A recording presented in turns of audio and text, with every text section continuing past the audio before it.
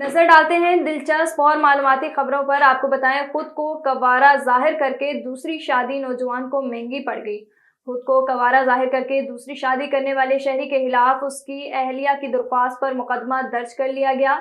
मुलजिम वाजिद मंसूर की दूसरी अहलिया ने रावलपिंडी के थाना सादकाबाद में मुकदमा दर्ज कराया कि मुलजिम पहले से शादीशुदा और एक बेटी का बाप है, जिसने खुद को कवारा जाहिर करके मुझसे दूसरी शादी कर ली।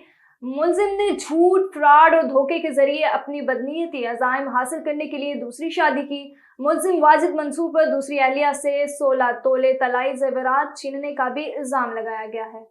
और आपको बताएं, अमेरिका में एक शख्स गटर लाइन के अंदर 3 दिन तक फंसा रहा, जिसे उसकी चीखों की आवाज़ें सुनकर रेस्क्यू किया गया।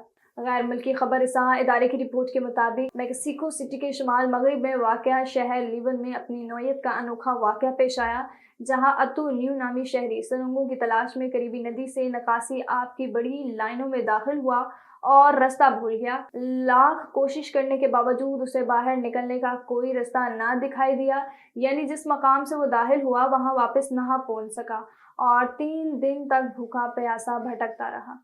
बॉस से तंग मुलाजिम ने बॉस बराए फरोख्त का इश्तहार दे दिया। गैर मुल्की मीडिया रिपोर्ट्स के मुताबिक सेकंड हैंड ई कॉमर्स की वेबसाइट पर बेशतर अफराद लाखों रुपए के ओज़ अपने बॉस, काबिल नफरत साथी हम मंसूबों और मुलाजमतों को फरोख्त करने लगे हैं।